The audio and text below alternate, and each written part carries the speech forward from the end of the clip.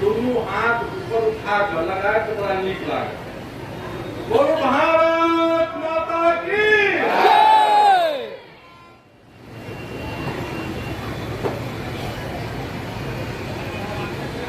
आज का जो कार्यक्रम है, इस कार्यक्रम पे मंच में उपस्थित है भारतीय जनता पार्टी के जिला अध्यक्ष शंकर झा जी, बिस्फी के लोकप्रिय विधायक श्री हरभूषण ठाकुर जी और मधुबनी के ही बड़ा जुझारू कर्मठ और भारतीय जनता पार्टी के कई बार जिला अध्यक्ष रह चुके हैं और वर्तमान में बिहार विधान परिषद के सदस्य श्री घनश्याम ठाकुर जी, इस मंच पर उपस्थित है स्वतंत्रता सेनानी श्री रामकृष्ण यादव जी, श्री केदार सिंह जी, पद्मश्री से सम्मानित श्रीमती बुलारी देवी जी, श्रीमती विभा दास जी, श्रीमती गीता खा जी और हम लोग के बीच में उपस्थित हैं यहाँ जो माननीय विधायक और मंत्री हैं उनके प्रतिनिधि रत्नेश्वर जी हैं। हम लोग के सामने बैठे हुए हैं भारतीय जनता पार्टी के पूर्व जिलाध्यक्ष श्री गोविंद ठाकुर जी, मोनू बाबू, प्रफुल्ल ठाकुर जी, यहाँ पर उपस्थित हैं जिला पार्षद के सदस्यगण, वार्ड पार्षदगण, मंच पर उपस्थित है हमारे नगर के अध्यक्ष सुबोध जी, रेल के अधिकारीगण और मीडिया के बंधु। आप सभी का जो आप कार्यक्रम में आए हैं, आप सभी का मैं हृदय से अभिनंदन करता हूं, वंदन करता हूं। और आज का जो कार्यक्रम है, पूरे देश में 508 रेलवे स्टेशनों का पुनर्निर्माण का जो कार्य प्रारंभ होने वाला है, आज वीडियो कॉन्फ्रेंसिंग के माध्यम से माननीय प्रधानमंत्री जी आज शिलान्यास करने वाले। ये पूरे देश में 508 रेलवे स्टेशन और उसमें लगभग लागत जो आने वाली है 25,000 करोड़ की लागत आने वाली है। और रेलवे स्टेशन और रेल ये गरीबों का स्थान। रेल से जो यात्री करते हैं उसमें अधिकांश वो गरीब आदमी करते हैं। जिनके पास पैसा होता है वो तो हवाई यात्रा कर लेते हैं, लेकिन खासकर बिहार के लोग जो बिहार में बेरोजगारी है और हम पलायन करने के लिए मजबूर हैं। हम सभी जानते हैं कि जब सीजन होता है, मजदूरों का सीजन होता है, तो बिहार से विभिन्न प्रदेशों में बिहार यहां से लेबर जाता है और जब वह स्टेशन पे जाता है तो स्टेशन को उसको कोई मौलिक सुविधा प्राप्त नहीं होता है। उसको बैठने के लिए जगह नहीं मिलता, सोने के लिए उसको स्थान नहीं मिलता, शौचालय का अभाव होता। अगर वृद्ध को जाता है स्टेशन पे, अगर विकलांग जाता है, अगर एक प्लेटफॉर्म से दूसरे प्लेटफॉर्म पर जाने की आवश्यकता पड़ती है तो वृद्ध और विकलांग को काफी कठिनाइयों का सामना करना पड़ता है। तरह तरह की कठिनाइयों का सामना करना पड़ता है।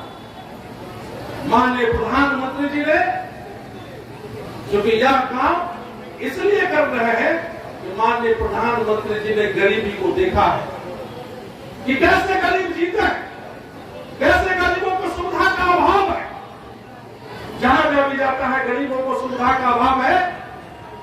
आज पूरे देश में 508 रेलवे स्टेशन के साथ साथ आज बिहार में 49 रेलवे स्टेशनों का पुनर्निर्माण का काम आज शुभारंभ होने जा रहा है।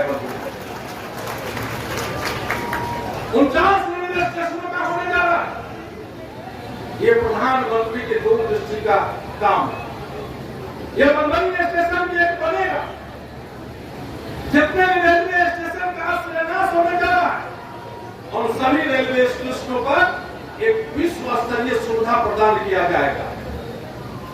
बहुत सारा चीज है, जैसे बंबई का ही रेलवे स्टेशन है, यहाँ का नया भवन बनेगा, शॉपिंग मॉल बनेगा, यहाँ प्लेटफॉर्म का अच्छा से बनाया जाएगा, फुट ओवरब्रिज बनाया जाएगा, पीछे से भी रास्ते इसमें बनाए जाएंगे, एक्सीलेटर लगाया जाएगा, इसमें सुरक्षा का भरपूर व्यवस्था किया जाएगा।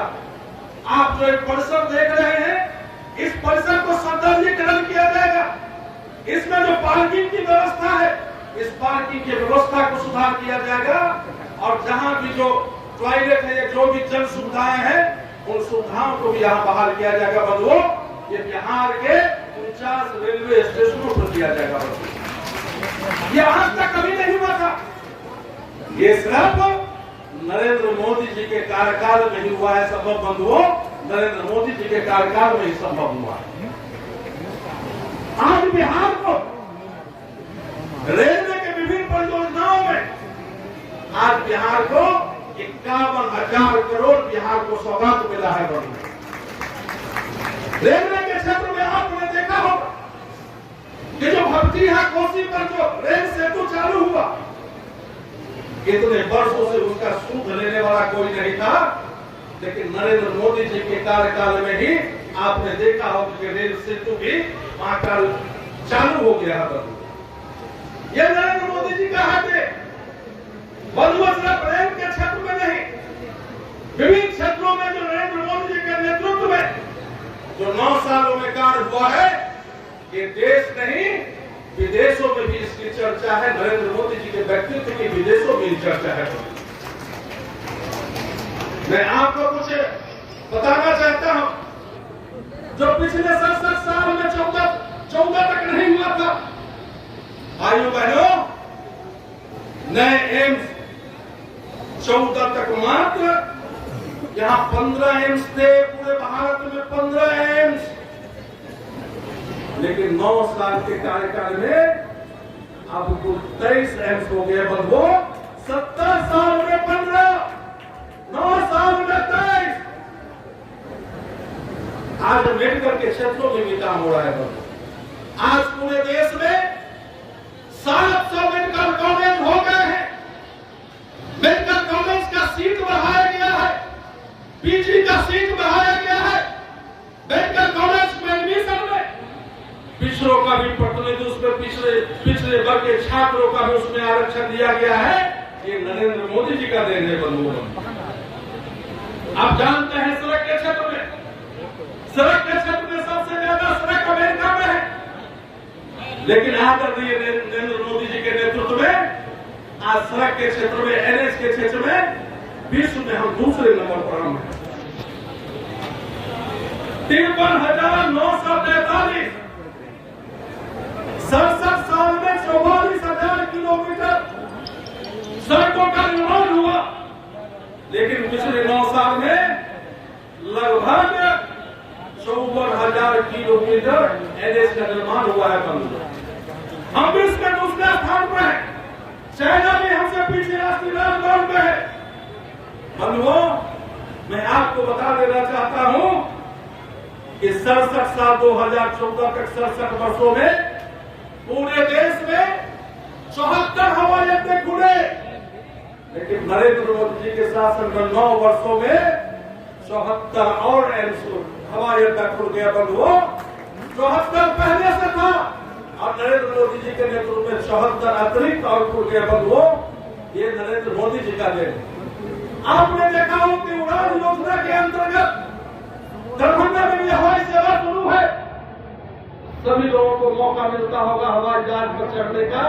जब हम भी हवाई जहाज पर जाते हैं, दिल्ली जाना आना होता है, तो माननीय प्रधानमंत्री जी ने कहा था, चप्पल से हवाई जहाज तक जब हवाई जहाज में चढ़ते हैं तो साधारण लोग उसमें बैठे रहते हैं और हवाई चप्पल पहने हुए भी लोग बैठे हैं।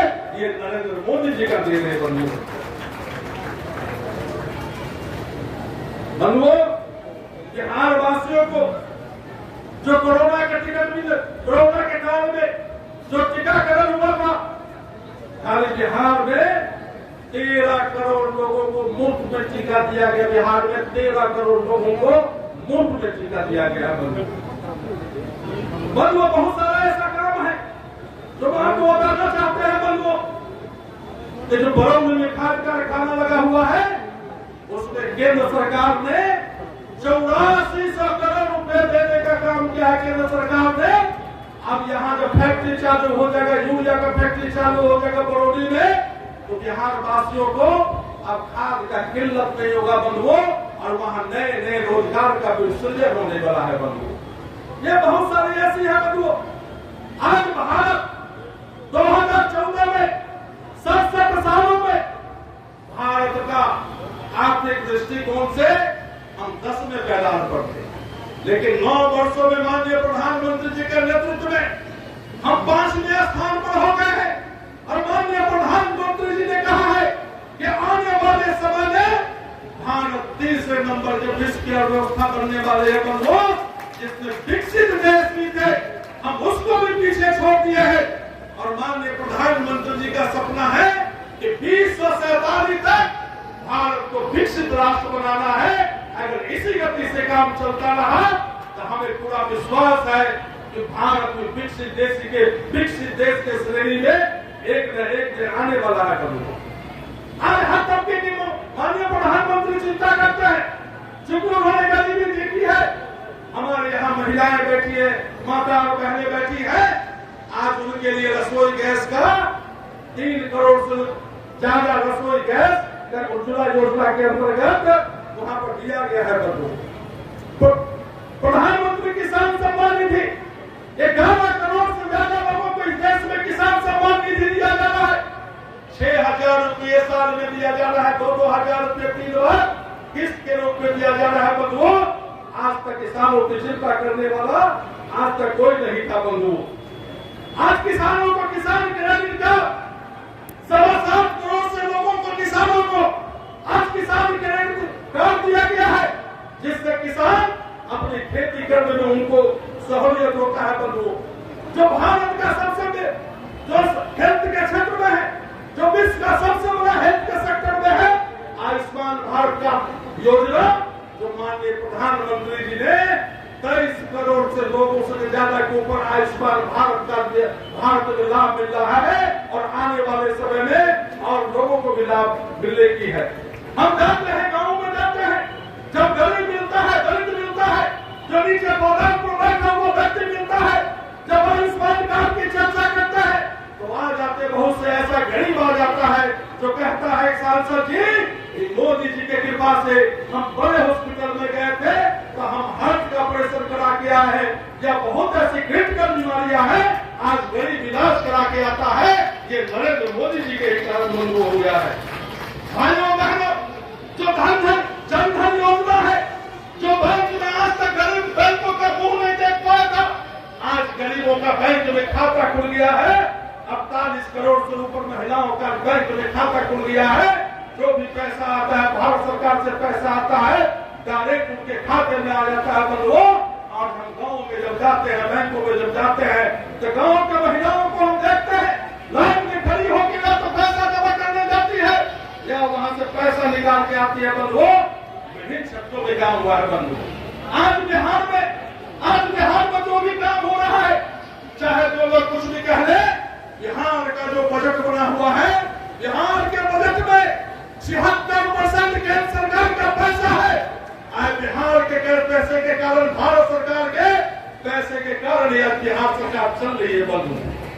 हम कितना की नाम है, हरसाल ठाकुर जी, बचवन ठाकुर जी कह रहे थे, एनएच के संबंध में कह रहे थे, आमस की योजना क्यों नहीं हो, चाहे दरभंगा से जयनगर 4 लाइन की बात क्यों नहीं हो, यह भी स्वीकृति मिल गई है। और आने वाले समय में जल्द से जल्द उसमें आग लगने की बात है बंधुओं। जो नई शिक्षा नीति चला है नरेंद्र मोदी जी, नई शिक्षा नीति लाए है, जो आज हमें मेघालय की शिक्षा पद्धति को अभी तक बन रहा है, जो अंग्रेज द्वारा लाया गया था, आज तक हमें वही पढ़ाया गया बंधु। आज अंग्रेजी की प्रधानता हो गया है। माननीय नरेंद्र मोदी जी ने कहा कि नई शिक्षा नीति लाके उन्होंने कहा है, सभी राज्यों को कहा है कि प्राइमरी स्कूल से लेकर वहां पर शिक्षा की पढ़ाई हो तो जो वहां की स्थानीय भाषा है उस स्थानीय भाषा में शिक्षा दिया जाए। सीबीएसई बोर्ड को निर्देशित कर दिया गया है कि यहाँ पे स्थानीय भाषा में उसकी पढ़ाई बंद हो और आने वाले समय में बिहार में भी, खासकर अपने मिथिलांचल के क्षेत्र में भी अब प्राइमरी स्कूल हो कि सरकारी स्कूल हो, मैथिली भाषा का भी ज्ञान दिया जाएगा, मैथिली भाषा में पढ़ाई की जाएगी। माननीय प्रधानमंत्री जी का सोच है कि हम लोग जब अंग्रेजी बोलते हैं तो अंग्रेजों की दर्शता के हमें याद आ जाती है बंधुओं, लेकिन जब तक क्षेत्रीय भाषाओं का विकास नहीं होगा तब तक हिंदी का भी विकास नहीं हो सकता है बंधुओं। तो आज नरेंद्र मोदी जी चारों तरफ अपनी नजर लगा के रखे हुए हैं कि कैसे गांव गरीब कल्याण का विकास हो बंधुओं। क्योंकि अब ज्यादा समय नहीं है, अब समय होने जा रहा है, इसलिए आप लोगों से कहने आए कि नरेंद्र मोदी जी आए हैं। मैं कहना चाहता हूं सभी लोगों से कि यह विकास के नाम पर राजनीति नहीं होना चाहिए।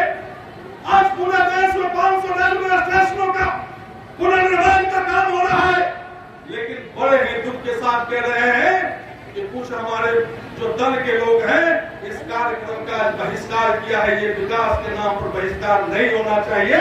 राजनीति हम करते रहेंगे, चुनाव हम एक दूसरे के खिलाफ लड़ते रहेंगे, लेकिन हम सभी जितने भी जनप्रतिनिधि आए हैं वो जनता की सेवा करने के लिए आए हैं, जनता की सेवा करने के लिए आए हैं और बिहार का और देश का विकास करने के लिए आए हैं। लेकिन बड़े ही खेद के साथ कहना पड़ रहा है कि आज विकास के नाम पर भी बहिष्कार किया जा रहा है बंधुओं। ये बड़े खेद की बात है और यहाँ के देश की जनता और बिहार की जनता इस चीज को देख रही है बंधुओं। कहना चाहेंगे कि सांस्कृतिक के क्षेत्र में, सांस्कृतिक पुनर्निर्माण के क्षेत्र में जो वर्षों से अयोध्या में राम मंदिर का निर्माण के पूरा देशवासी मांग कर रहे थे, आदरणीय नरेंद्र मोदी जी के नेतृत्व में अयोध्या में भव्य राम मंदिर का निर्माण हो रहा है बंधुओं। ये नरेंद्र मोदी जी का निर्णय बंधुओं। काशी में जो भव्य काशी, दिव्य काशी, जो वहाँ का निर्माण हुआ, जो गए होंगे पहले, अब जाते होंगे तो जमीन आसमान का अंतर दिख रहा है बंधुओं। चाहे काशी हो, चाहे सभी जगह सांस्कृतिक क्षेत्र में पुनर्निर्माण हो रहा है बंधुओं। सब दिन से हम लोग कहते थे, जब से हम लोग सब दिन से कहते थे कश्मीर में 370 को हटाना चाहिए। आदरणीय प्रधानमंत्री जी के नेतृत्व में जब 2019 में दूसरी बार सरकार बनी, एक झटके में धारा 370 माननीय प्रधानमंत्री जी ने हटाने का काम किया था। सामाजिक क्षेत्र में क्रांतिकारी परिवर्तन करने का माननीय प्रधानमंत्री जी ने काम किया है। जो महिलाओं के साथ अत्याचार होता था, मुस्लिम महिलाओं के साथ, माननीय प्रधानमंत्री जी ने आज वहां पर ट्रिपल तलाक को भी संसद में कानून के माध्यम से बना के उस ट्रिपल तलाक को भी समाप्त कर दिया है बंधुओं।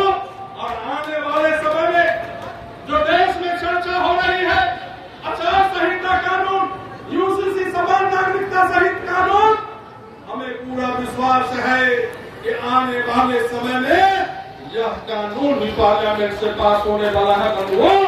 और अंत में यही कहना चाहेंगे कि देशवासियों की इच्छा है, जन जन की इच्छा है कि भारत में जनसंख्या नियंत्रण कानून भी आना चाहिए।